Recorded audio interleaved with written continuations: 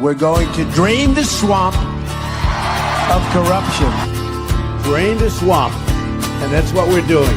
We are going to Washington, D.C., and we are going to drain the swamp.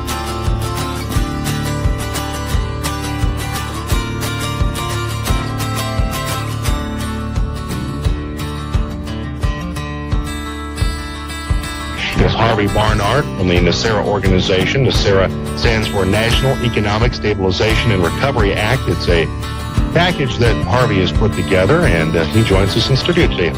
I'm a systems troubleshooter. I take a look at a system for my clients and decide what's wrong, what's the problem. And we've got some real problems in this country.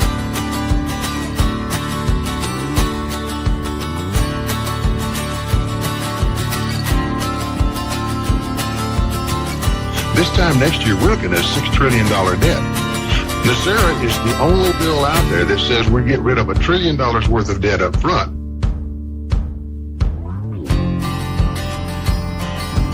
Drain the swamp, and that's what we're doing. Hi, I'm Danny Spinard Gerber, Dee for short. As you may know, my father was Harvey Francis Bernard, author of the National Economic Stabilization and Recovery Act. We can clear up a misconception right there. It is stabilization.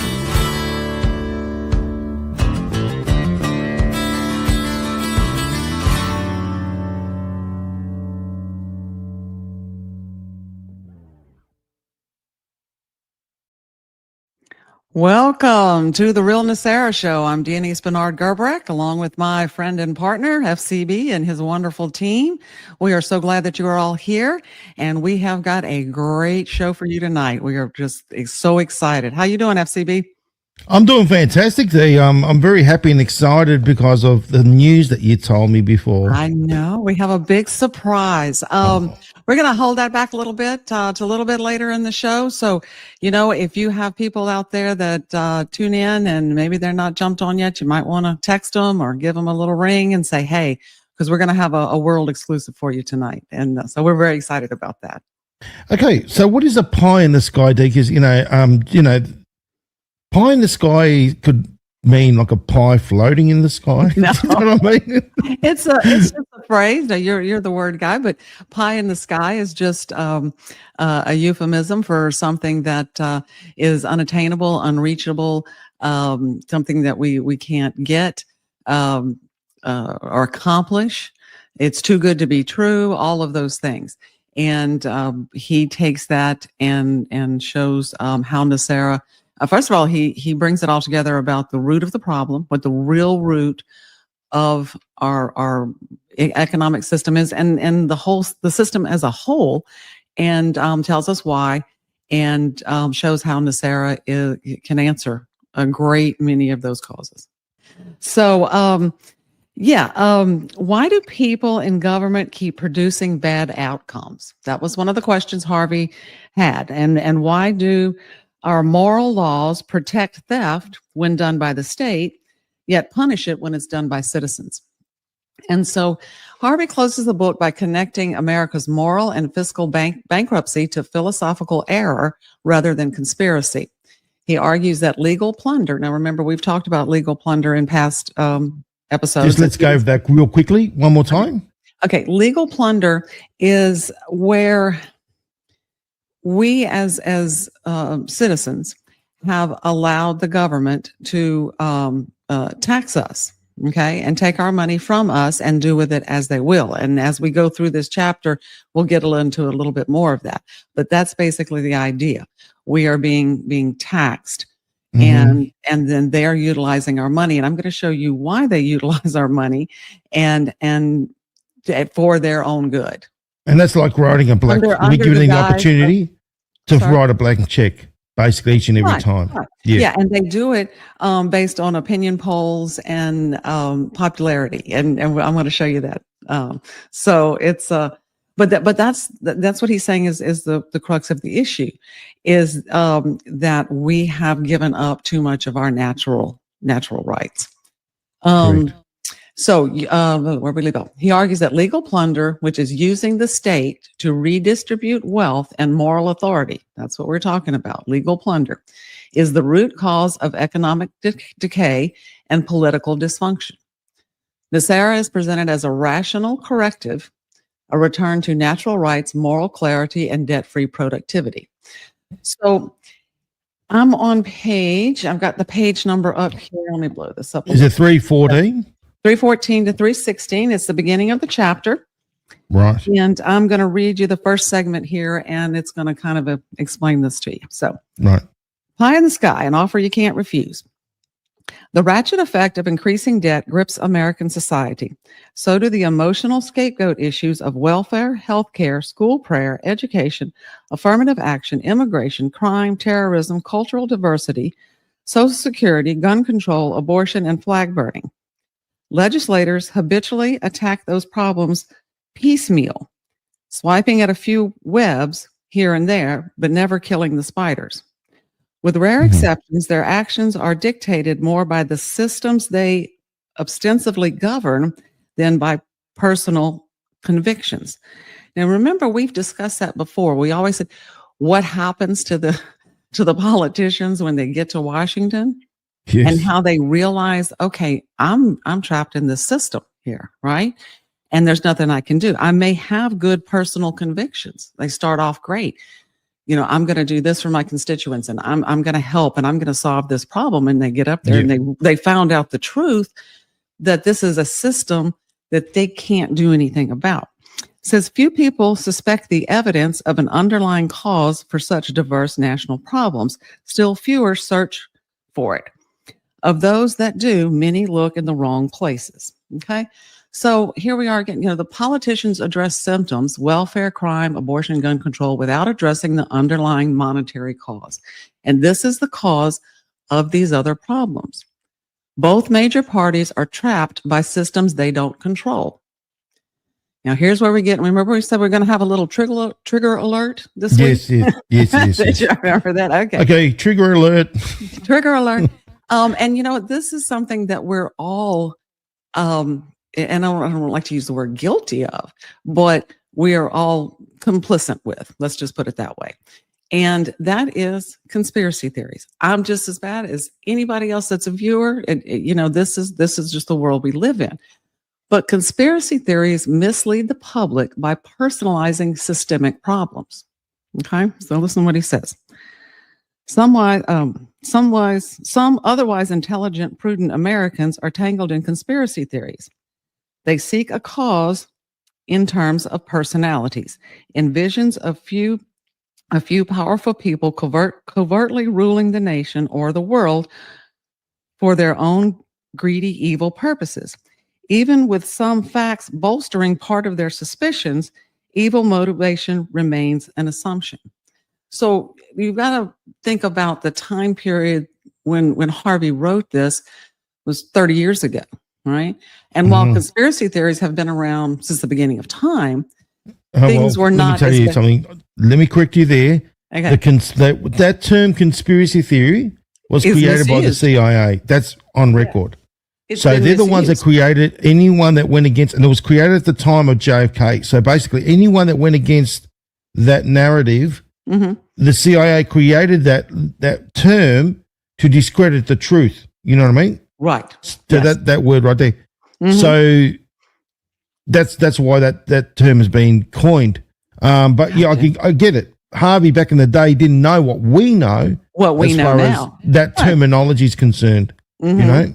And so from his perspective, people were spending times on conspiracy theories. Now, like I said, as we have evolved and come along, we have found out, and he even acknowledges in here that even with some facts bolstering part of their suspicions, okay? So we do have facts that let us know that there are people, the deep state or however you want to tag it, that are out for our not in our best interest, let's say, right? You know what I like in the deep state too, D? I mean, look at the mechanism. The lobbyists. Yes. They've got too much control. They really have too much control. And you think about it. You can vote for who you want, Right. But if they're under the power of the lobbyists, forget about it. The will of the people are not going to be executed.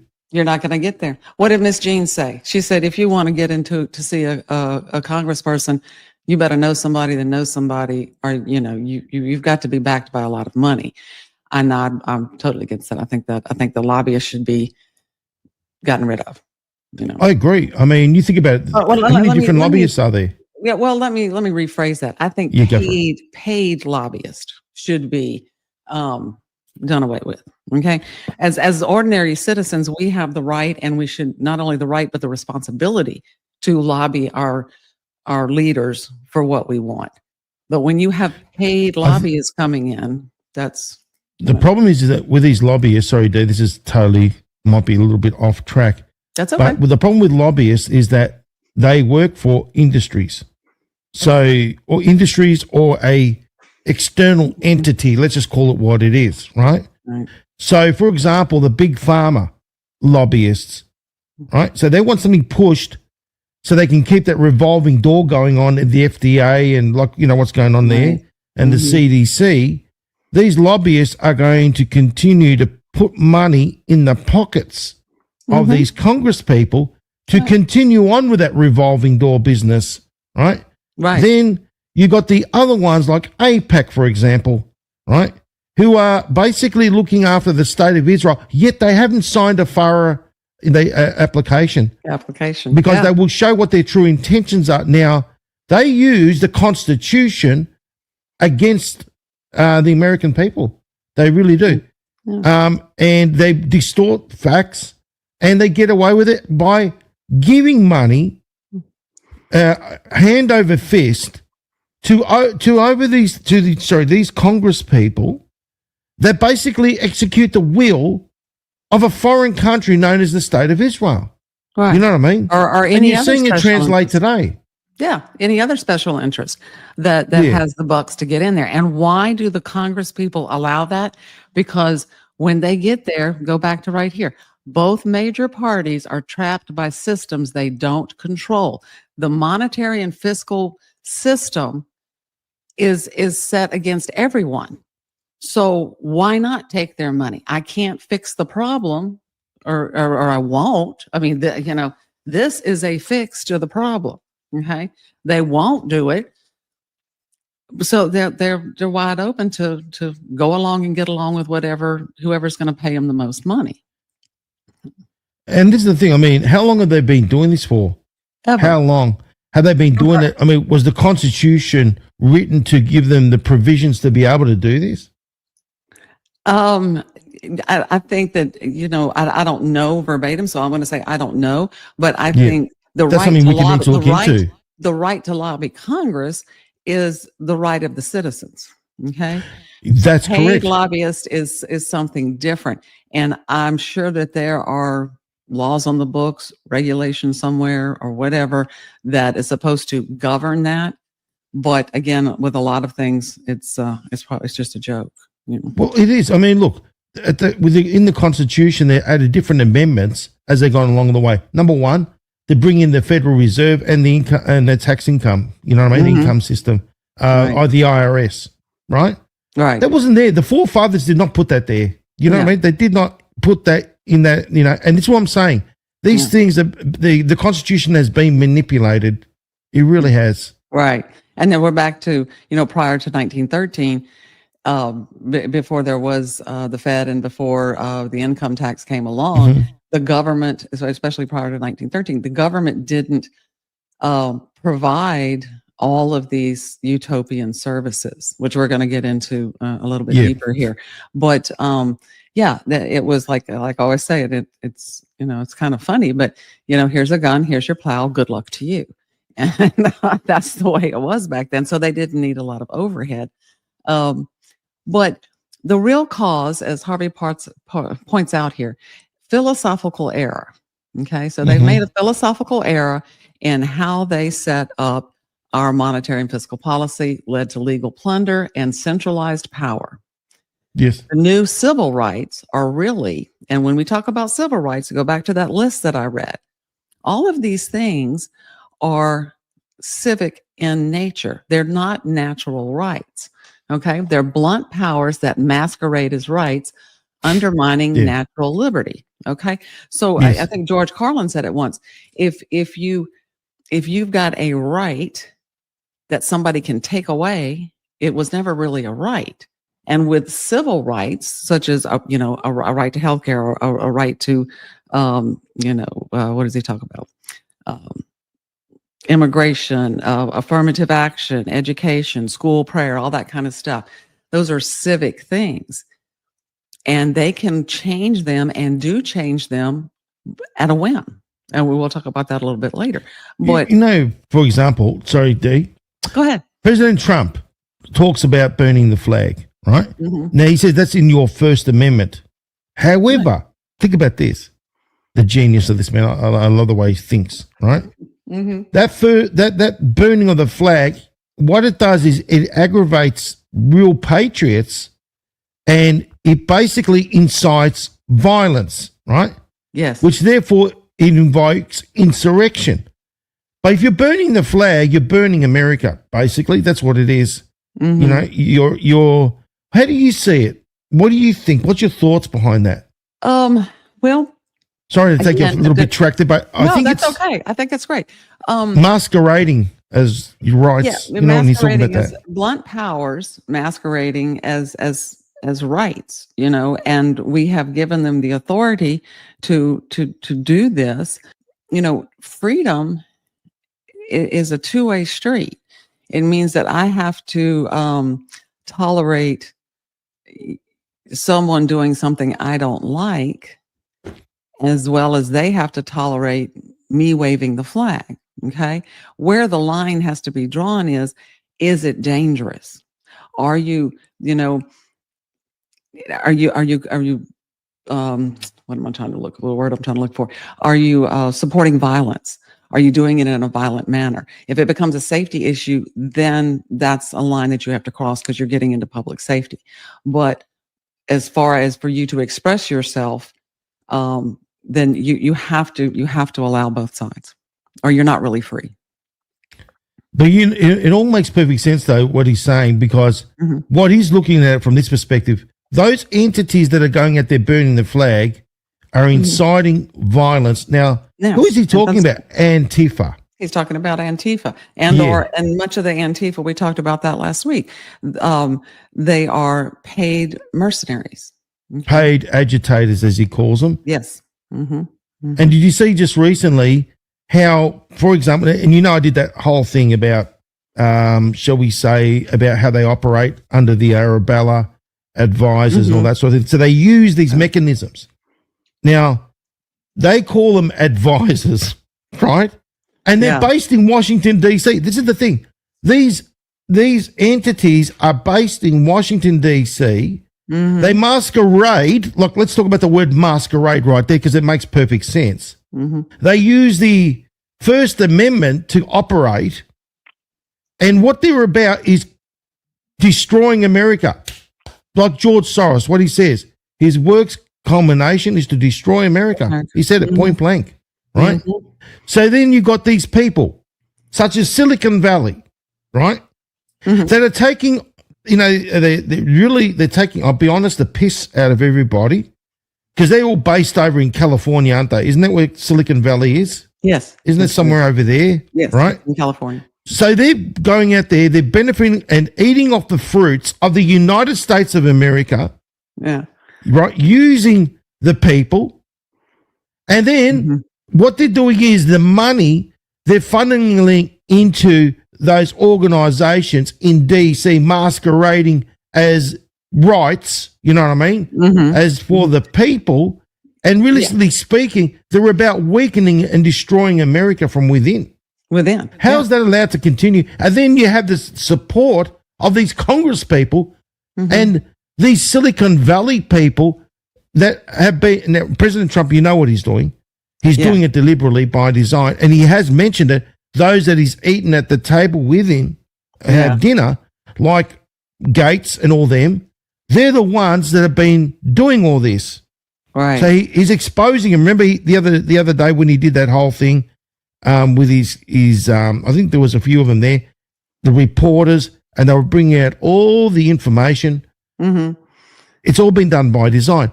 But this is what I'm saying. Getting back to the crux of it, masquerading as rights. Do you see what I'm trying to get at? And so, like what he's saying is, let's forget the conspiracy theories and look at the problem. And what is the root of the problem? The root of the problem is our monetary and fiscal system does not serve us. Hasn't served us in a long time. I'm gonna go ahead and go over to. I'm gonna switch to my slide B. I think that it's been used, to be quite honest, against. Oh yeah. Yeah. Because that money has been coming from the taxpayer as well. Again, the money has been coming from the taxpayer. Like blank checks, where has money gone? No audit, no nothing, no checks and balances, nothing, right? That money's been funneled across to these entities, and they're about destroying America in the guise of rights. You know what I mean? Right. Exactly. Well, and this is okay. We're on slide B now, and we're back passionate when it comes to this. Okay. The legal plunder. Okay. We talked about that a few minutes ago. Yeah. The state as moral arbitrator. Okay. And how did that happen? The church ceded or gave up moral authority to the state. Morality became politicized. Okay. And what I said, the thou shalt not steal no longer applied to the state. Redistribution became virtue. Okay. In other words, doing what was perceived as good works translated into power. Okay. All of these things that I listed are good works, right? And, but they translate into political power. So let me read a little bit from page 316, top of the page. The distribution of legal plunder, which is our taxes, what they take from us, in all forms is the primary function of modern governments. Okay. By supporting legislation for the enforcement of church doctrines with state power, religious leaders surrendered their position of moral authority. In the political arena, morality ceased being an absolute, became subject to opinion polls and popular votes. Okay. So instead of a moral judgment being left to the individual or left to their place of worship or their church, however you want to look at it, it became subject to politicians through opinion polls and popular votes. And they go out and see who where can I get the most support? Okay. Look at the mayor's race in New York City right now. I mean, come on. Do you think that I can't pronounce his name. Zoran. I'll just call him Zoran. Okay, Zoran. Okay. Do you really think that he's qualified? Do you think that he would be, about to win if he wasn't promising people everything under the sun? Okay. The opinion has gone, whoever wins. It's weird. There's a lot of weirdness with that, Dee. There's a lot of strangeness. I'm sure there's Number one, but the bottom let me tell you something that I've noticed that's quite weird. He's supporting all this LGBTQI plus business and everything. Look, you're right. Anything and everything he's supporting, and obviously he's appealing right across the board. But this is what I'm saying. The trap, right? And I've seen it over and over and over again. Now, for example, what do? To get in, like you said, Dee, they will promise the earth, right? And then once they're in, okay? Yeah. Then it's like, it's like this. Oh, we're going to do this, we're going to do that, we're going to do this, and then when they come in, it's like President Trump. When he comes in, promises made, promises kept. He's promising everything under the sun. And this is the other thing. It goes against his own belief system. So I think he's Muslim, right? I think he's Muslim. I think he is, isn't he? I think he is. Yeah. So in other words, they're against all the, let's be honest, homosexuality and everything else in between, right? And he's sitting there displaying the flag of the LGBTQI plus. Yeah.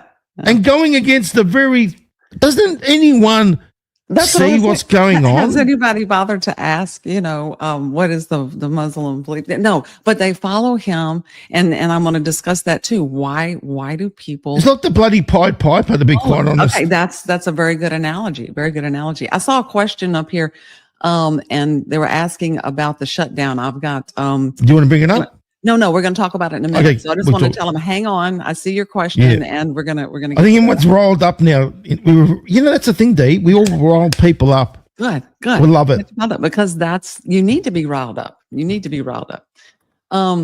Okay, so America's moral and fiscal bankruptcy, and that's where we are right now. Moral and fiscal bankruptcy. Yeah. Began when robbery through taxation, legal plunder, was legitimized under welfare ideas. This is how they paid for their good works. The legal plunder concept extends from material wealth to spiritual authority. Same thing as virtue signaling, right? So when you see them up there saying, well, we're better than you because we support this or that or the other, that's spiritual authority. You're trying to legislate morality. Yep. And that should not have anything to do with the state and running a fair economic system. What you think? People saying legal plunder is the correct definition. Yeah. It's like when I think about the plunder, I think about the pirates of the Caribbean because that's what they are. You're right. You're right. The pirates. But that's I think it was Frederick Baptiste. We've talked about him in the chapter before. He's the one that brought out that theory, and it is still true. So as we can see, we have given up our rights here, and so I'm going to go to this one now. It does not mean that we haven't tried to correct it. Somewhat, I think this was more of a Band-Aid approach back in 1994. Okay, so the Republican Revolution and Welfare Reform, that's on pages 318 through 320. In 1994, the GOP entitlement reform targeted welfare and Medicaid, but avoided true budget balancing. Okay, so what their opinion polls were telling them is people are tired of paying for these social services. So I believe Newt Gingrich came up with the Contract for America. And I'm sure a lot of people may be, I'm just looking at my screen, may remember that. And both parties treat symptoms of economic disease, not the cause. I want to remind everybody real quick what the Contract of America was. Please, yes, do that. Okay, so because we need to know what that was. And in the meantime, guys, thumbs up, great comments, let's share this all around the place. Let's get the message out there. Yeah, this has been good. Okay, so in 1994, the Contract with America was about welfare reform. Officially, the Personal Responsibility and Work Opportunity Reconciliation Act signed by President Clinton ended the old, and there's aid to families with dependent children, temporary assistance for needy families, Medicare and Medicaid restructuring proposals proposed to slow spending growth, raise eligibility ages, encourage private plans. Now, Clinton voted against this because, and these were two portions of the entire bill that he vetoed, voted against, because if you'll remember, if you were around back then, you remember this is when you saw the commercials about pushing Granny over the cliff in the wheelchair. Oh yeah. I don't know if you know, we're familiar. Oh no, I can picture it in my head already. Okay. Yeah. So now what the GOP was trying to do here, if y'all can see this at the bottom, they were not trying to eliminate social programs. They were trying to discipline them, rein them in through fiscal conservatism, decentralization, and personal responsibility. And it marked a shift between the New Deal, Great Society, welfare models toward a market-based, state-managed solutions. Now, the debate over the methods of stabilizing the economy fed on public anger and insecurity. Right? That's what I was saying. People were mad because they were. I remember that back then. People were upset. And seeing Granny being pushed all over the cliff gets anybody riled up. Well, they were both. They were upset with both. They saw all of their tax money going to programs, and they were starving at home. Sound familiar? And at the same time, the opposition, the Democrats, painted the Republicans as horrible, terrible people for trying to use some common sense and stop fraud and abuse. So they ran all these commercials about they're trying to shove Granny over the cliff with in the wheelchair. And that campaign was so successful that Clinton voted against simple reforms that would have reined it in a little bit. And so that's what, the Contract of America was about. You know what I call that, Dee? I got a name for that: political theater. That's what it is. It was total political theater. And this is the thing. At the end of the day, the left and the right, they all work together. They serve the same beast after all. Yeah, right. It's an illusion.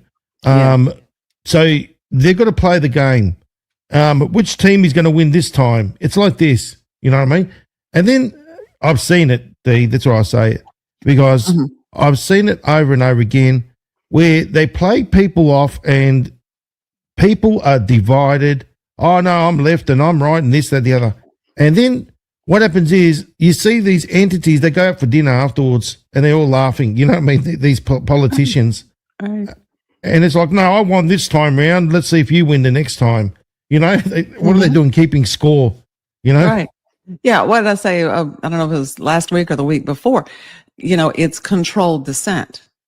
The kids are playing in the front yard. They're squabbling and fighting. That's okay. We know where they are. They're all out there. I'll go and entertain them for a little while. I'll come back. Then you'll go, and we'll take our turns as long as we have them under control. Right. And that's what it's all. That's what it's all about. You just hit it right with that word. It's all about control, Dee. Right. Right at the core of it. Yeah, it is. Well, now, so the philosophical summary of the contract with America was that, we just did that. Okay. So they were trying to rein it in and they were trying to, just get a little quick thought. Just, you were speaking about Zoran before, right? Now, think about this. We got Eric Adams. Is it Eric Adams? Yes. Right? You got Eric. You got Zoran. And you got the other dude, what's his name? Cuomo. That's it. Andrew Cuomo. Cuomo, right? No, it's not. Running for the same Eric thing. Eric Adams. It's Cuomo, Zoran. No, that's right. Then there's the Republican that is. But Cuomo was running at the time, wasn't he? And he dropped out. I think he dropped out, didn't he? At one point, he was going for mayor, wasn't he? I'm not sure that he ever dropped out of this race. He was governor before, and he's no longer. I'm sure he was running as well, and then he bombed out. Maybe I don't keep up with it too much. Don't you remember that little commercial that he did with him trying to jump a lead, start a car, and all that? It was all for him to become mayor and all that kind of crap. I remember that. I didn't see that. But then you got talk about this. You got Eric Adams, and you got Zoran, right? Aren't they both on the left? I think they are, aren't they? No, Eric Adams is dropped out. He's no longer in the race. No, but before when they were running, Eric was in it, right? Yeah, when they first started out, he was in it. He dropped out. And then there's another gentleman who is representing the Republican side. Which is the guy with the red beret. Red beret. Yeah. He was around during the time when they cleaned up New York. And he was, I think he started the guys on the subways, if anybody in the chat knows, but they cleaned up the subway. He's a really nice guy. I like him a lot.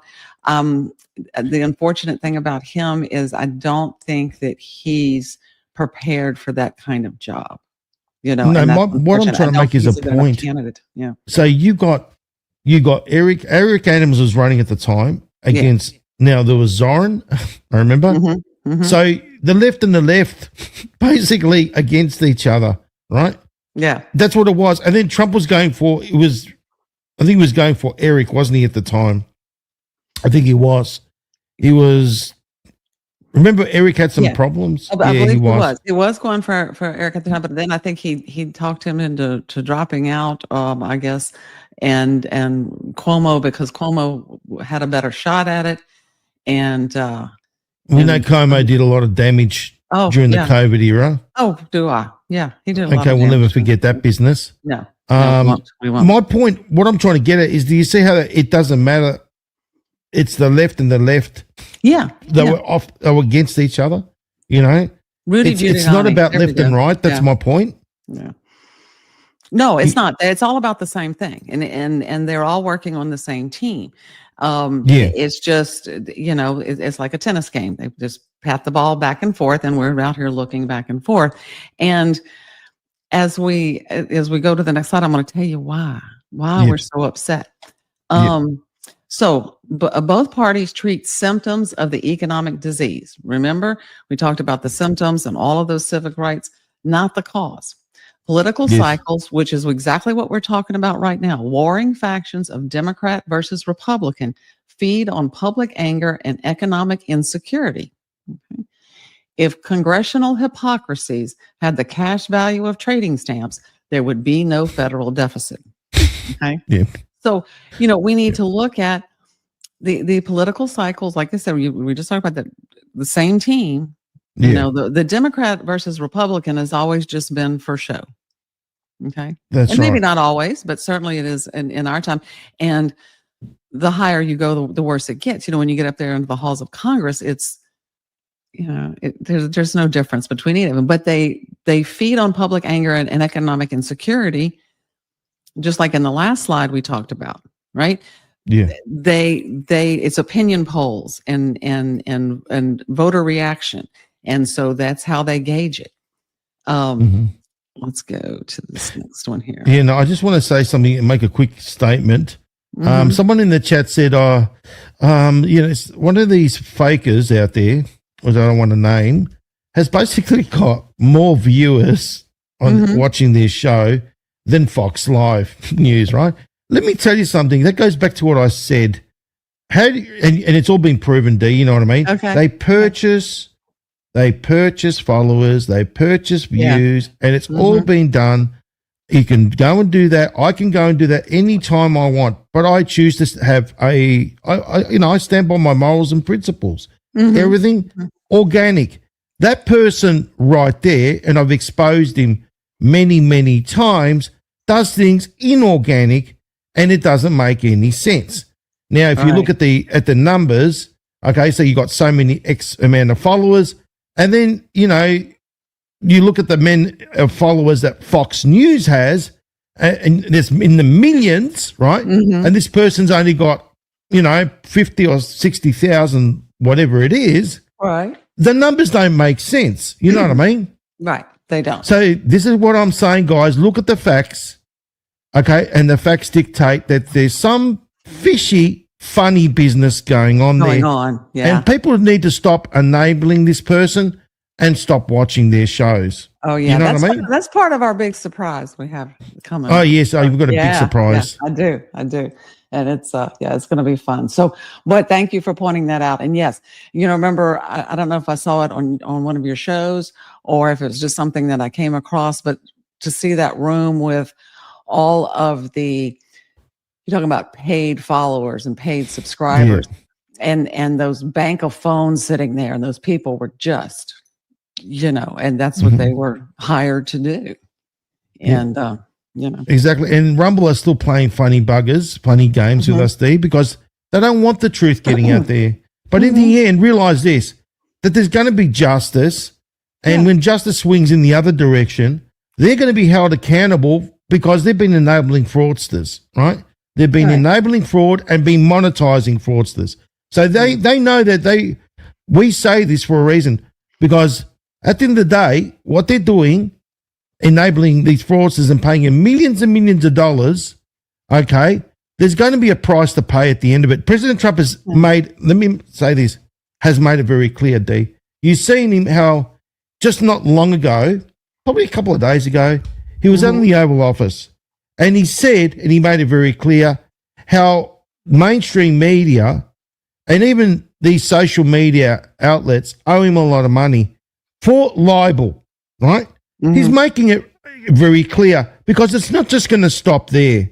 He's making an example of ABC, calls him Slopodopoulos, number one, George Slopodopoulos, and all the others, CBS and all the rest of them, they're owing millions and millions of dollars. Well, guess what? He's setting the precedent. That's what he's doing. He's setting a precedent. So once that precedent has been set in court, which it has been, guess what? Rumble are going to be next, okay? And YouTube and all the rest of them, because they've been going out there and enabling fraud. Well, guess what? There's a price to pay, Mr. Pavlovsky, for what you're doing. And I've told you this in the email, and it's coming. Don't you worry about that one. Yeah. And it's just, like I said, it's the world we live in, but we have the truth on our side. So we do. That's what matters. Excuse me. And President Trump does things for a reason, to make examples of what's coming their way. And he wants to see who is true, who is a true patriot, and who is not, right? Correct. And okay, so back to the show. The angry electric and search for a hero. Okay, now remember I was going to tell you why the people are upset and why the economic security. It is because they feel powerless. Okay, widespread distrust, alienation, and loss of opportunity define middle class discontent. And that's where we are right now. Okay. Yep. And I know there's a lot going on in the world and a lot going on, in other countries. But when you talk to people in the street, these are the things that they talk about. Okay. The distrust, the alienation, and the loss of opportunity define middle class discontent. Public anger seems fractured, but shares a single root. And what I'm saying there is that we seem to be in different ponds. Right? The right, the left, independent, whatever, whatever group you want to identify with. But at the root of it is that they feel powerless. They feel like there's nothing that they can do. And to combat that, populist figures rise because citizens project their hope into empty vessels. Now, during Harvey's time, there, some populist figures were Ross Perot, I think it was Colin Powell, and Farrakhan. Well, we know Farrakhan is still in the news yet today. I don't know how they keep him going, but they must wind him up and let him go. But so that's how populist figures come about. And that's how, can you think of any modern day parallels? Well, sure. We just talked about the mayor of the, or soon to be, or maybe be mayor of New York. What about AOC? President Trump. Okay. People put a lot of stock in these people, and they put their hopes and dreams at their feet. And because they feel powerless and there's nowhere else to turn. Across races and ideologies, people want government off their backs and out of their wallets. And that's at the core what they want. Well, we want the government to stop interfering with everything. And also to stop putting their hand in the bloody cookie jar. Right. Right. I'll read this from page 322. It directly speaks to this.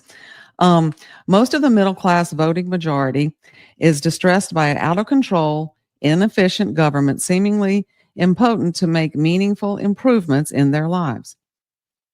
They are troubled by the uncertain future, by inadequate savings, by working harder, achieving less, by doing without, but never getting ahead. They are tormented in an economy where the financial cream goes to the wealthy elite, skim milk to the wage slaves who feed the cows and shovel the barn. I would say shovel the shit, to be honest. Well, that's how they feel. And again, the people at the top are not addressing the root cause. America staggers under a heavy load of confrontational politics. Where are we now? We're at one of the highest levels of confrontational politics I've ever seen in my lifetime. One special interest group against another. We're talking about the lobbyist. The have-not against the haves, young against the old. The poor resent government programs, institutions that limit genuine opportunity for their prosperity. Okay. And so, earlier in the book, Harvey talked about people who are on welfare and designed to give you a hand up. And they want genuine opportunity. In fact, I saw a video, one of those little shorts just on my feed the other day. Was a poor girl who was trying to get a job. And she said, I've gone to all these places that are hiring and then they're not really hiring. She said, I'm trying to find a job and I can't. And there was no opportunity for her. And I've got a lot to say about that. Right? Go ahead. So, Go ahead. for example, Dee, right? This is my take. Let's just talk. Right? So, in other words, there are people that are on disability, right? There are people that now think about this. Why are they on disability? Because, a lot of them have suffered under the pharmakia. You think about it, right? Yeah. We've been poisoned. We've been, shall we say, manipulated financially, stress, right? Think about this. When you have lack of, you have stress, right? Right. So these are all self-induced by man, right? Done by design, okay? And then therefore, what does it do? People obviously have a illness out of that result, right? Right. So that's the way I see it. Now, do you think these people want to be ill? No. Do you think these people don't want to contribute to society? Do you think these people don't want to feel like they're part of something? No, that's not the case. This is what I'm saying. What they've been doing to people is criminal. It is absolutely criminal. And they're the ones that have been doing it for a very long time, Dee. So you think about it, these people that have mental illnesses. Now, all these things are coming out. You're saying about the CDC, all the things that they've been hiding, the FDA. Thank God that that's all coming out now. Because you know what? It's going to expose Big Pharma like it's never been exposed before. Not only Big Pharma, but Big Pharma food as well. Because everything ties in.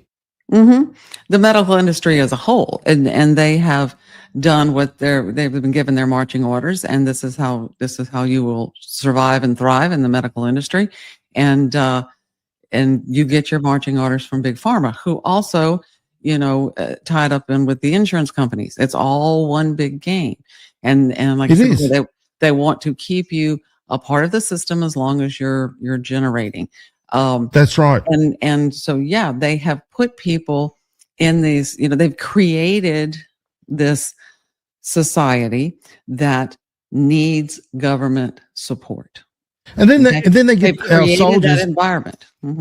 Sorry, I get really pissed when it comes to this because you know what? We have every right to be pissed what they've been doing to mankind and humanity. They get our soldiers to go to war to some godforsaken country, right? That we have that they've done nothing wrong, but they make things wrong so they can go out there and have an excuse to go and blow this shit up, right?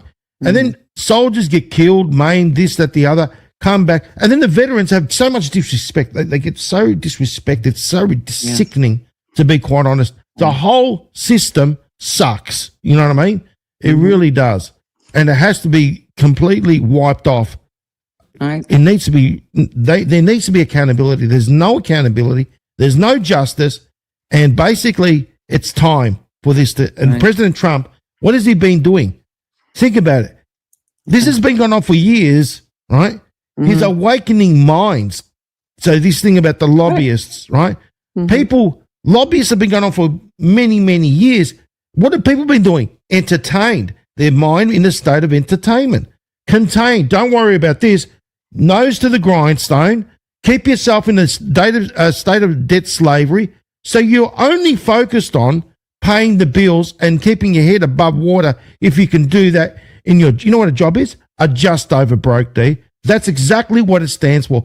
It's just over broke, just so you can get over the line, so to speak. And if you're not in your just over broke, you're screwed. You know what I mean? It's all part of that debt slavery system. Yeah.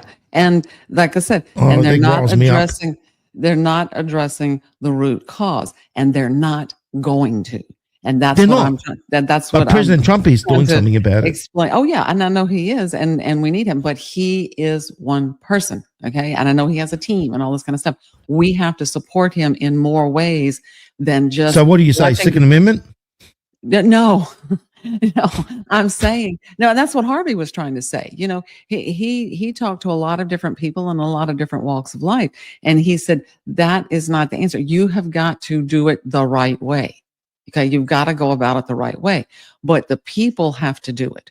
Okay, they're But not. the problem is, We this is have the to problem, Dee. pull our heads out and stop watching the tennis ball and say, put our foot down and say, this is what we want in unison.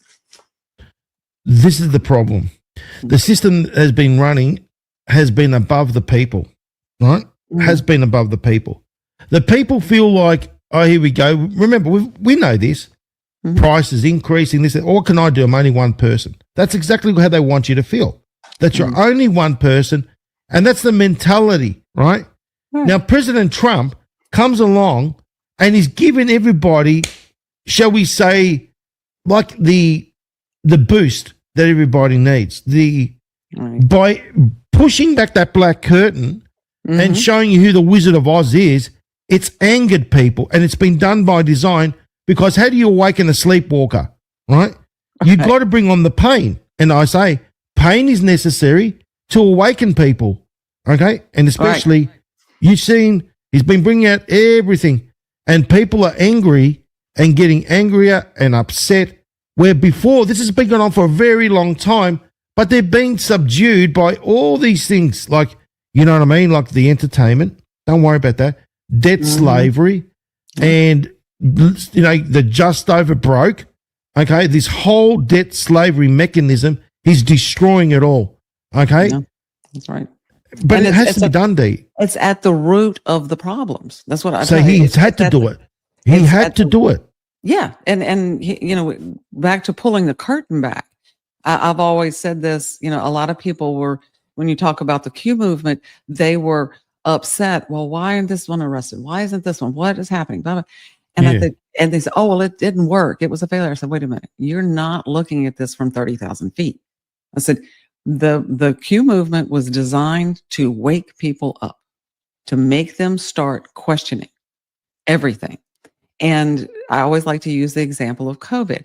Do you really believe that worldwide, as many people would have pushed back against these regulations had they not been awakened somewhat to start asking questions? No, they wouldn't have. They would have said, oh, government says take a shot. We all got to get in line and take our shot. So from that standpoint, I can say, I can look at the Q movement from a different angle and say, it was a rousing success.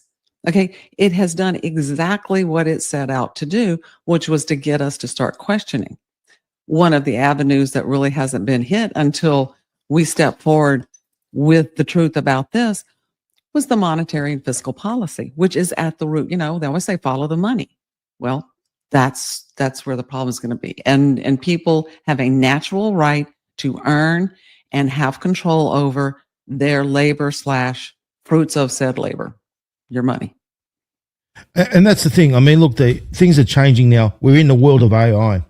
Now, I've been looking into that more and more, and you're seeing that people are losing their jobs. It's reality. It is happening. Okay. That can be proven over and over and over and over again. Okay. So this is what I get. People are like, where do we fit into this? If AI is going to take over everything, okay, so there's got to be, obviously we're in with technology, new technologies are coming in, and then obviously we've got to learn these new technologies, because AI is going to be doing a lot of the grunt work. Let's be honest, right? Now, I've been also looking at that AI are going to be replacing computer programmers. That's on the cards. They can already do it, okay?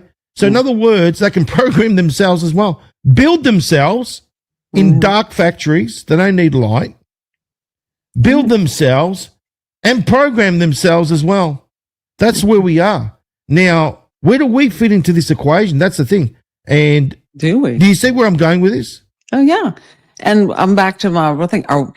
we have a choice. Are we going to allow that? You know, we were talking about Silicon Valley and how they got so big and successful. We were talking about the social media. We keep feeding them, okay, and that's part of the problem. We sacrifice our natural rights and our freedoms for convenience. And we've been conditioned to do that. And why do we need convenience? Because we're busy and we have jobs and we have kids and we got to get them to this and that and the other.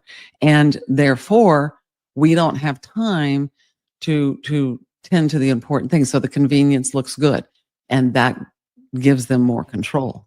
Well, this is why I say President Trump has to build the infrastructure to take control over AI.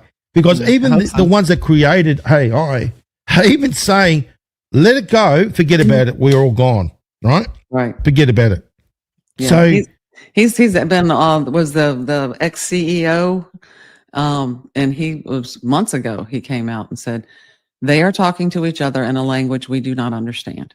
Oh, that's happening now. Yeah. Well, no, that's what he was saying. He came out early on and he was one of the heads of the company that founded AI, or he was the CEO or the CFO maybe. And he said, they're talking to each other in a language we don't understand. He said, we cannot figure it out. It's time to pull the plug. The problem is that the genie is out of the bottle now, just like the nuclear genie is as well, right? So this is the thing. You're in a different league now. This is a totally different thing now. We're on a different level, shall we say. So AI is intelligence. That's what it is. People think it's a computer. No. It's intelligence. It's self-learning. It's self-aware. It knows. Mm-hmm. Okay? Now, like I said, why is Peter Thiel one of the founders of PayPal, and he's a multi-billionaire, and he's saying about the Antichrist now, and I did a whole decade. You exposed all that.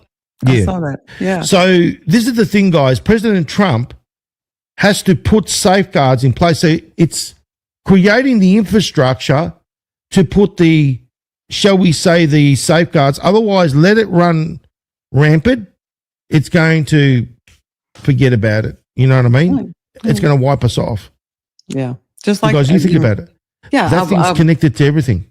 Harken back to the movie, Terminator, and the guy, Reese, he's one of the main characters, and he was telling about the future world, and he said, large computers trusted to run it all.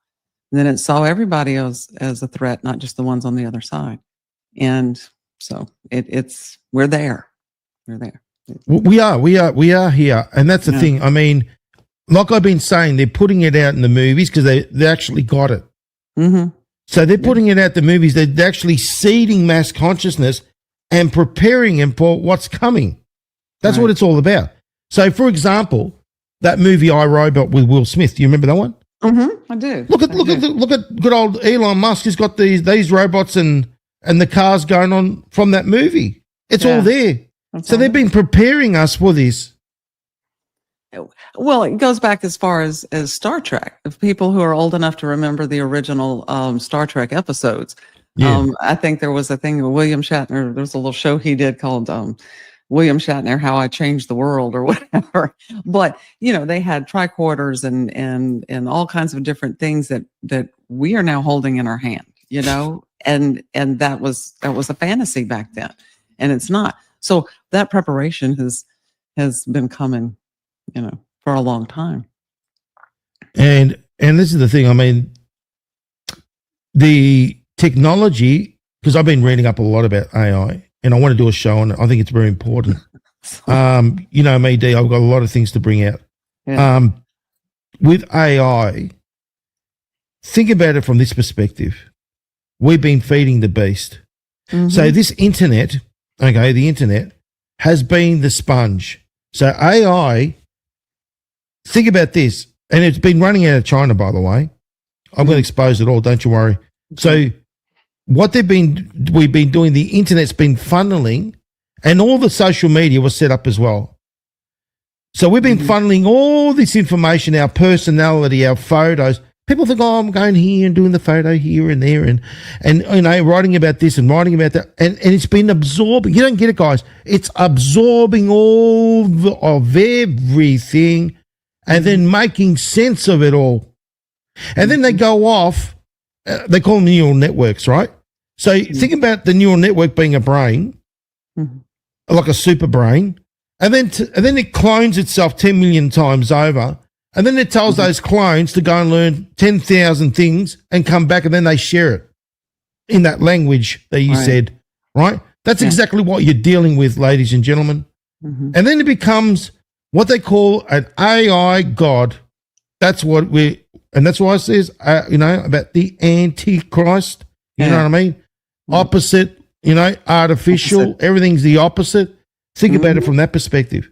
Right. So this thing that they've been creating, and Google's been a part of it. Oh, don't you worry, good old Google up there on the charts. You know what I mean? Google, remember that? Google search, when I was in there, everyone was Google searching and Google this and ask Alexa that and all that. No, that was all going into that thing. Feeding the beast. That's what I'm going to call it. Yeah, that's a good name, actually.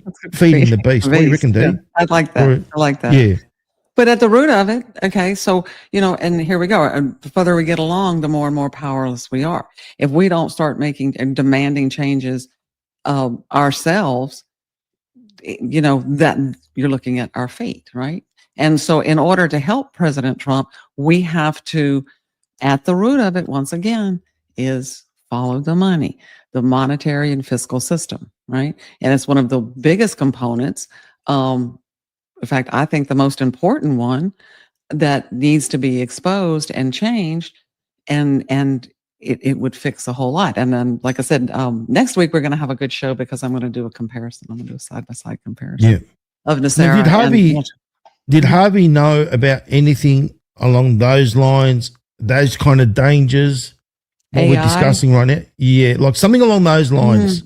I'm sure that he was somewhat... Harvey was way ahead of his time. So I'm sure that he could see that kind of thing coming as far as, you know, AI.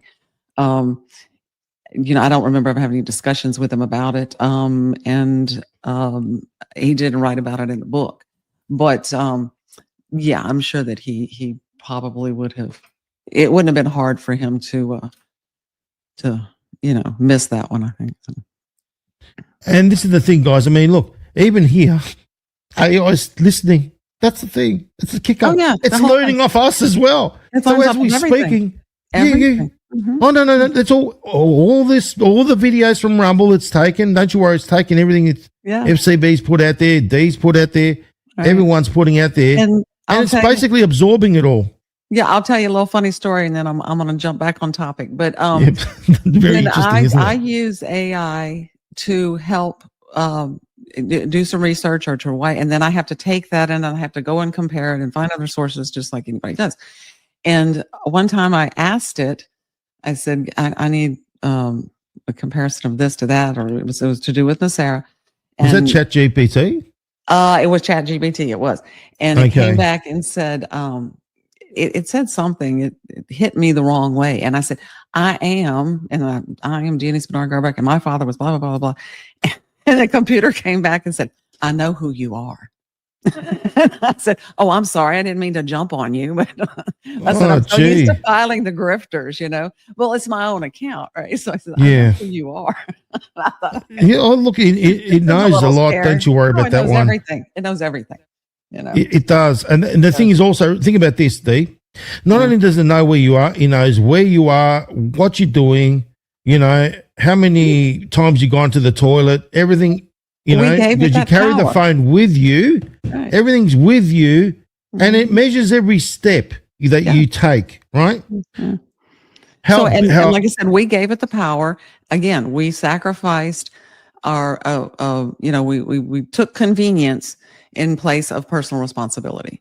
And why did we give up some of those natural rights and personal responsibility? Because we're forced to live in an economic system that makes it that way. We don't have a choice. We have to produce to JOB, just above broke, right? Yeah. And the system is designed that way to keep us in that position. Just over broke. Just over broke. Okay. Yeah. Okay. Job. I'm gonna Yeah. jump back on this. Okay. So we are going to talk about the common ground. You know, we talked about earlier conspiracy theories and left and right and independent and blah blah blah. But there has to be common ground, and NESARA is it. It transcends partisan preferences.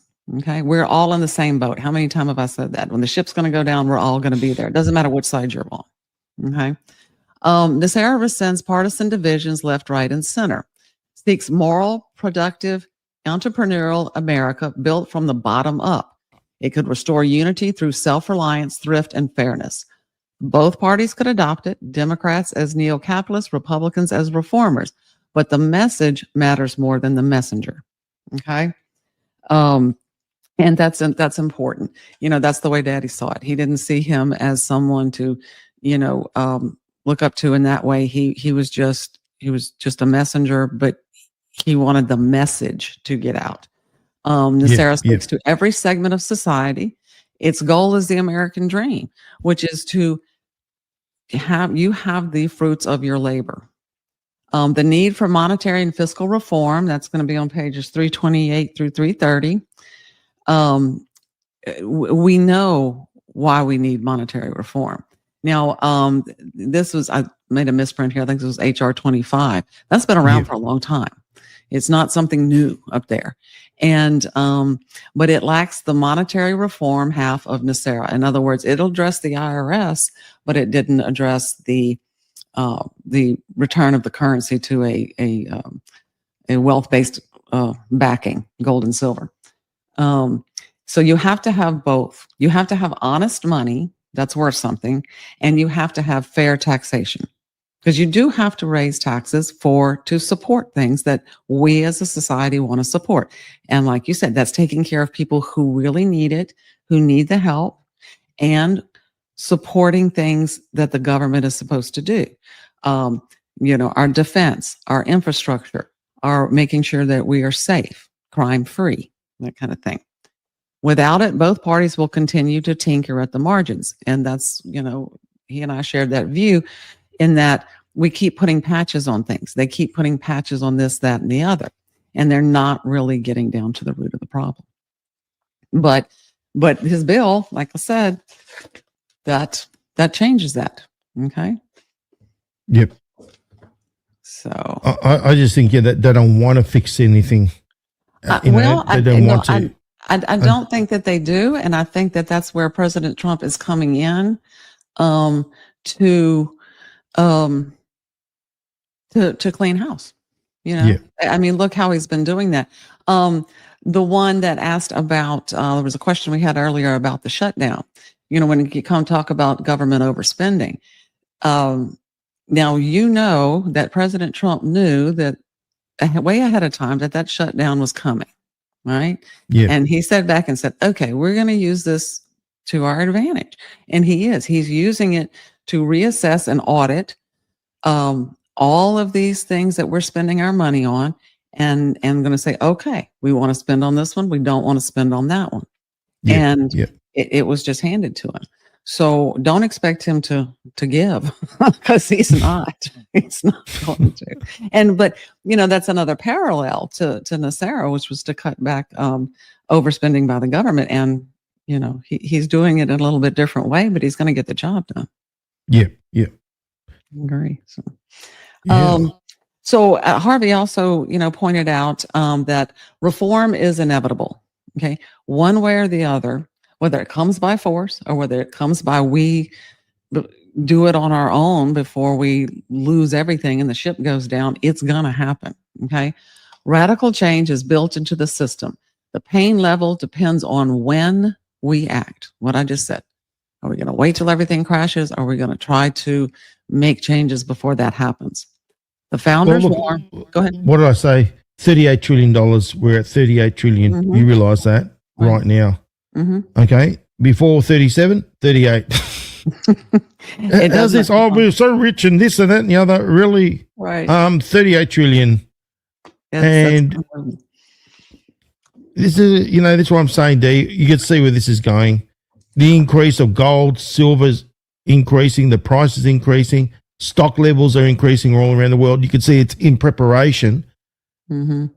When they do things like that, it's in preparation for a crash, you know. They're going to, I think very soon the Fed's going to be gone. The Fed and the IRS, both of them together.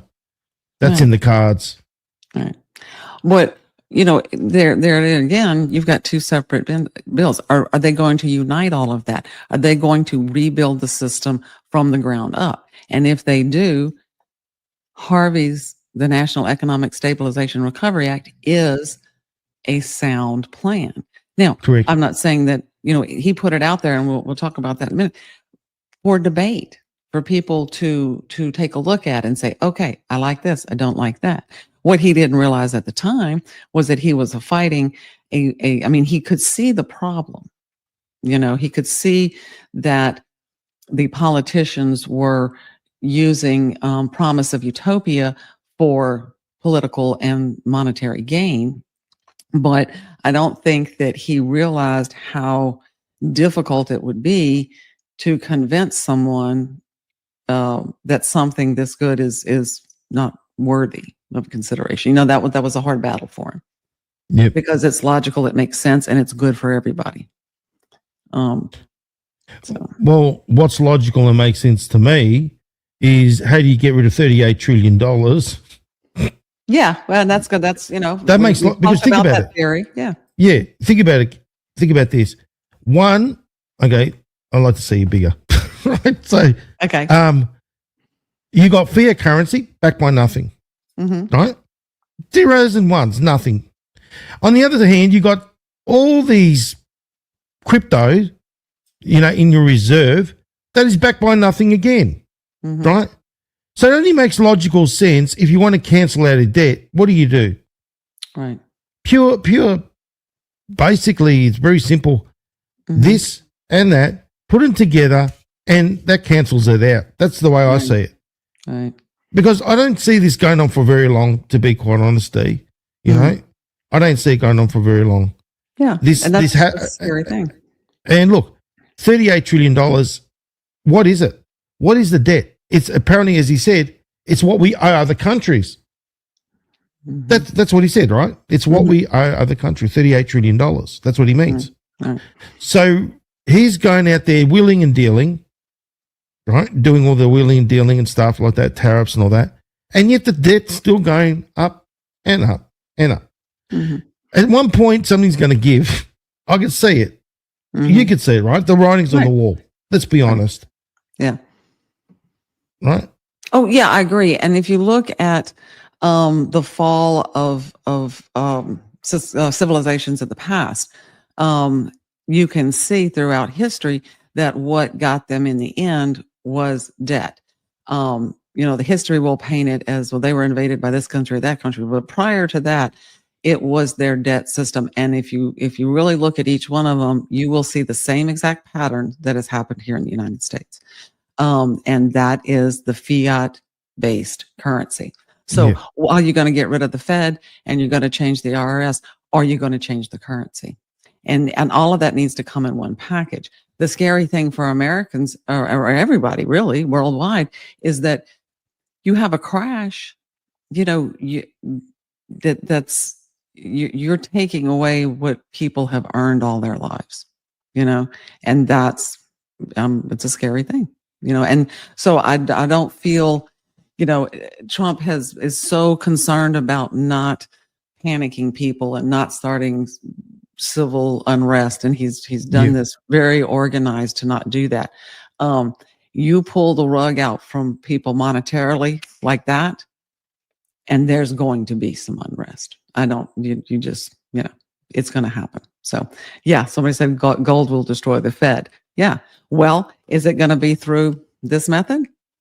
There's so many parallels, guys. I'm telling y'all, next week when I start drawing the lines between Harvey's NESARA and what Trump is doing, it's amazing. It's amazing. So. Oh, look, as I've said that over and over again, Dave, that I could see it through the tapestry, Harvey's work. Yeah, it is. It's just all woven in there. So it's really good. So, but I have a challenge. So You want to go back to the screen here? Yeah, sure. Okay, I'm gonna put it back up here. Wait, there it is. Okay, so Harvey says, just do it. I like that. Okay, that's why he wrote that in the book. NESARA was written for grassroots activists.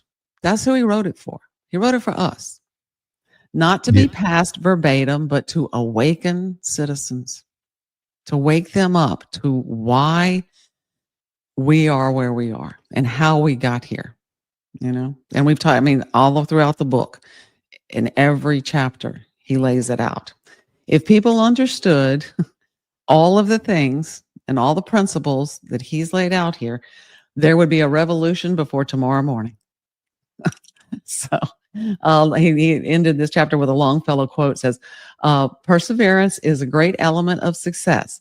If you only knock long enough and loud enough at the gate, you are sure to wake somebody up.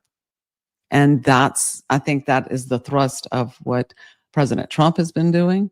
It is certainly what Harvey was trying to do with his bill, is explain again how we got here and what needs to be done to fix it at the core. Yep. At the core. Yep. And it's real solutions. That's the thing, dude. It's real solutions. It's not the airy fairy crap of Shaini Goodwin. You know what I mean? No, it's not. We're gonna jump into that in just a minute. Oh yes. Oh, yeah. I love that. Okay, part. so as people, I encourage people, look, get the book. If we don't educate ourselves, then we can't share it. And when he's talking about it's the message, not the messenger, you're a messenger. Anyone who reads Harvey's work and understands the concepts and is supportive of it, you're a messenger.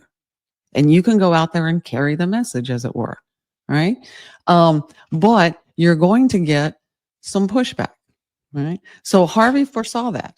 And he said, okay, how can I sit and have a conversation with somebody and when they bring up these objections, answer them, okay? So he does a whole section in the book called Defending NESARA. And he anticipates critics and answers them point by point. So this is something you can screenshot, take it with you, as you're talking to people about this. Sales tax are too high. Well, efficiency gains offset higher rates and total tax burden falls. I mean, that's all described in the book. It's too simplistic. Simplicity is strength. Law should be plain and understandable. Remember we talked about how the lawyer politicians change the language and they make it so complicated that you can't understand it. The tax codes are this high. Yep. He says, no, you have to keep it simple. And those simple systems work the best. Too many moving parts, it's going to break. Yep. The transition is too costly. Wrong. He lays out the transition in here blow by blow. All sectors gain through productivity and debt relief. Unfair to retirees and poor. And this is a big one. Exemptions and benefits neutralize hardship. Okay. So for people who are on fixed incomes or low incomes, again, then that sales tax works in your favor. And national equity is preserved. Here he goes. Be wary of politicians who plead for complexity in the name of fairness. Complex systems always serve the insiders and never you. Agreed. And that's the thing. When you got that legalese system, it's been done by design so you don't comprehend what they're talking about. Right. And they make it in jargon. And at the end of the day, it's true. The more simple, straight to the point, everyone gets it. That's what it's meant to be. It's like this, Dee, right? You go to church, right? And they talk all this stuff, right? And it's like, it doesn't make any sense. It's just all regurgitated things that come obviously from the organization. But when you keep it simple, God's law simple and real, it makes all the world of sense, doesn't it? Yeah. That's what I was talking about, why they created priests. So they can basically interpret things on behalf of the organization and make it sound all, shall we say, all this, the way they make it sound is so it's not comprehensible. Do you know what I mean? Yeah, I think so. And the need for a middleman, to control people, they can't allow you to have direct contact with God or whoever, what I'm saying is, so you have to have that middleman, which gives you the rules and all the things that you're supposed to do. And therefore you go through them to get, and you can't get there unless you go through them. Exactly. And so, that's exactly. and things are simpler than that. I talk to God all the time. I talk to God driving down the road. I talk to God washing the dishes. I talk to God when I'm taking a shower. It's I have an open line of communication there. Right? Well, it reminds me of what Tesla said. I mean, it's about connecting with the universal mind. It's just basically people think you don't have to sit there and repetitive prayer. You know what I mean? Mm-hmm. Even in scripture, it says not to do it, but people do it. Oh, the beads and the the rosary beads, and they repeat. I mean, God doesn't like a nagger. Right? I'm sure you don't like a nagger. I don't like a nagger, and I'm sure God doesn't like it either. Yeah. It's basically a connection with God, and you don't need the bricks and mortar or the middleman to have that conversation. You know what I mean? Yeah, that's true. That's true. You don't, and so you can, what did we say early on? The fundamental idea of God is within each man, woman, and child, and so, and that's been evidenced by, babies when they're born. They know, right from wrong, and you know what to do, and so, I like churches, and been a member of several, and they're good organizations, but again, they don't come in between me and my relationship with the higher power. So. That's good. That's good. Yeah. So so that's really what chapter 9 is about. And again, I encourage y'all to read it thoroughly. It sums up. I've got a little bit of everything in there that the whole book covers, and I think you'll find it really good. And where can we get the book, Dee? Just so we can. Okay. So I have my website up here. Let's. Here we go. I'm going to show. I've got it right in front of you. Okay, I'll add to it here. Let me do this real quick. You're getting the hang of it. I am. Is it added on yet? No. Okay. It's there. There we go. Oh no, okay. There we go. Okay. So this is our website, and I've had it plastered across. Oh, there, you've got it up there for me, FC. Great. You go to the website. There's all kinds of great information on here. Of course, you have the buttons where you can get the book. Click this one. You're going to go straight to Amazon. Make sure that you're on the right one. I've had many people who buy our books and resell them at a higher, or a higher cost, and that's not what we're about. We've tried to make it affordable for everyone because it's about the message. So you found a lot of interesting information about Harvey here. You can even listen to the radio interview he did shortly, I think it's a few years before he died, which is fabulous. And then in our blog, we have a lot of things, informational stuff here, and you're willing, just welcome to print it out and share it. And we certainly encourage you to do that. What is NESARA really? This is going to give you an outline of what the bill proposes. Facts versus myths. This is going to deal with, people portraying themselves as a NESARA or a NESARA GESARA that is not legitimate. And some social media. This is for another, this one was let me open that up. This is the flyer. Let's see if I can bring this down a little bit. Okay, so this is just a one sheet that gives you all the core principles, which is really, really informative.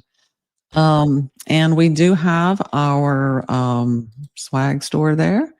And so if you would like to support us in that fashion, just head on over there and pick you out something. We certainly appreciate it. So. And that helps Jane out. It does help Jane. Yeah. I hope that if you haven't seen the episode where we did the interview with Jean, go back and look at it, because she's great. She really is great. So. Oh, look, we want her back. Everyone wants her back. I know. I'm excited. So, you know what? Have you noticed that Rumble, okay, even though they enable fraudsters, but they also, what they do is they enable AI. Now, what happens is when we're talking about certain topics, and you've probably seen it in the chat, guys, where you're getting these links to different areas like food preppers. Look at this one. I used to think that we were poisoned food to make us sick. Totally irrelevant to what we're discussing. Okay. But this is the disrespect that we get from these kind of social media platforms. You know what I mean? Like even YouTube won't do it, but Rumble does. I mean, how does that work? They're supposed to be about, promoting freedom of speech. But to me, it's about promoting how much money they can make, to be quite honest. Yeah, I'm very disappointed in Rumble. And I think look, they go around enabling fraudsters, so obviously it doesn't surprise me at all, to be quite honest. Well, you ready to give them the big surprise? Yes, why not? You want to? Okay. What do you think? I got one personal thing to share before we jump into our big surprise. I know people love the raccoons. And since I didn't have a picture this week, I pulled out something from a couple of years ago. And since it's Halloween time, I'll share that with you guys. I like to carve pumpkins at Halloween. And this is Marcus. He was one of my favorite raccoons. He was with me for quite a while. And Marcus would just sit right there with me no matter what I was doing. And eat his cookies, as you can see right there. He was just the sweetest thing. And that's just blow it up a bit, just so you can see. Oh yeah, sure. Let me see if I can blow it up a little bit. Oops, is that too much? Oh, there we go. Yeah. There's Marcus. Okay. Yeah, there's Marcus. And see, he's got his cookie in his hand. And there's hot dogs right there. He liked cookies and hot dogs. And so that's what he likes his hot dogs, eh? Yes. Oh, yeah. They like hot dogs. Now, do you steam them or do you grill them or how does it work? No. They're straight out of the, as long as they're pre-cooked or whatever, they're straight out of the package. Oh, so straight out of the, here you go. Yeah. Okay. But they like that. Marcus. Like apples and grapes and stuff like that. And peanuts. Oh my gosh. So, when you carve the pumpkins, do you save the pulp and make pumpkin soup out of it? I used to. I haven't done any this year yet. I hope to get some this week. I guess somewhat, but I do so many that I just put it in the compost. So okay, so it's going to a good cause at least. Oh yeah, it's going to a good cause. Okay, that's the main thing. That's the main thing. Okay. No, because I love pumpkin soup and I make good pumpkin soup myself. Do you really? Oh okay. yes, yeah. Love it. So really anyway, I thought that was interesting too. I mean, you guys are heading off into winter and now it's your turn, isn't it? Yes, it is. I guess y'all are, the other way around. But the temperature's starting to drop and it's starting to get a little colder. So we're all excited about that. So. Look, do you like winter or do you prefer summer? Spring is probably my favorite time of year because I like to see the renewal and the rebirth of everything because I like to be in the garden. But I like the fall too. I like the fall. The fall. Yeah. So the fall we call it autumn here. Autumn, fall, same thing for us. Autumn, yeah, autumn. Same. Yeah. That's interesting because look, it's still cold here to be quite honest. Depending where you are, right. If you go up north, like when you go to Florida, it's warmer, right? It's warmer because it's closer to the equator. Right. It's the same thing in Australia, up the top, the north. That's where it's hot. Because it's closer to the equator, you know what I mean? So it's the opposite sort of, you get what I mean? Flip. Yeah, it's the opposite. So y'all are warming up as we're cooling down, I guess is that. Yeah, and pumpkin seeds are good for you too, guys. You know that it's great for parasites, so getting rid of parasitic parasites. It is. There's a lot of benefits. Is there magnesium? There's a lot of good I want to say mineral nutrients, in pumpkin seeds, and they're good for you. And probably, if I was going to eat them, my favorite way would be to just roast them and eat them like that. So. Nice. Yeah. And that's what it's all about. I mean, it's about obviously looking at the natural therapies, which is the best way, rather than the pharmakia. Personally, it's time to get rid of it. You know what I mean? I think people are moving to that. That's what we need to move to. And this is the thing. I mean, people when they get a headache, they're so quick to take a tablet, right? That's how they're being conditioned. Peppermint. Well, peppermint, but also it shows a lack of water as well. So that's true. Yeah, you're right. Now, I've been to ancient Greece, the birthplace of medicine, right? Because, as in doctors and medicine. That's where they comes from, right? The doctors, right? The Hippocratic Oath, right? It's ancient Greece. Now, the first prescription that was written on stone, right, was by the doctor. I think it was his name was obviously the Hippocratic Oath. I think it was Hippocrates, yeah. That basically the first ever prescription was to drink more water. How's that? That's true. It makes perfect sense, doesn't it? Well, your body is what is it, 78% water? So, I think that's good advice. And good water, not the fluoridated, not the garbage. No. Good, clean water. That's what we need. Distilled water. And then we had an opportunity to go to Arkansas recently and got the mineral water there straight out of the ground. And so you can see people, they stand there at the fountain and they just bottle it up. And that's really lovely. That's good for you. Yes, that's very good for you. Yeah. And I want to say thank you to Carol and Soren, our team. They're awesome. Absolutely. Thank you guys so much. We really appreciate it. We they are the unsung heroes that sit behind the scenes. And number one, they keep everyone in a great headspace, on par, and they also support us on the Q Lounge and the Pulse News on Telegram as well. They do so much, guys. So thank you. We appreciate you, and we all appreciate everybody. Okay, we really do appreciate it. So, Dee? Thank you so much. All right. Well, we hope to see you guys next week. Thanks for tuning in. God bless. Thank you.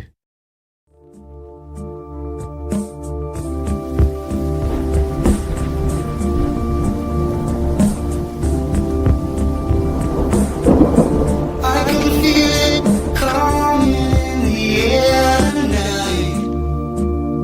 Oh, Lord.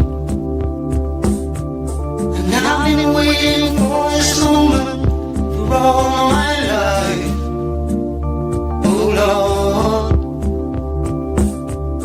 Can you feel it coming in the air tonight? Oh, Lord. Oh, Lord.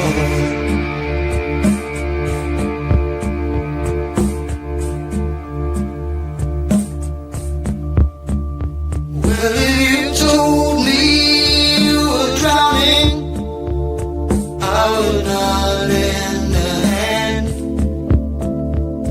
I've seen your face before, my friend, but I don't know if you know who I am. Well, I was there and I saw what you did. I saw it with my own two eyes. So you couldn't wipe off that grin. I know where you've been. It's all been a pack of lies. And I can feel it coming in the air tonight. Oh, Lord. Well, I've been waiting for this moment for all my life. Oh, Lord. I can feel it coming in the air tonight. Oh, Lord. Well, I've been waiting for this moment for all my life. Oh, Lord. Oh, Lord.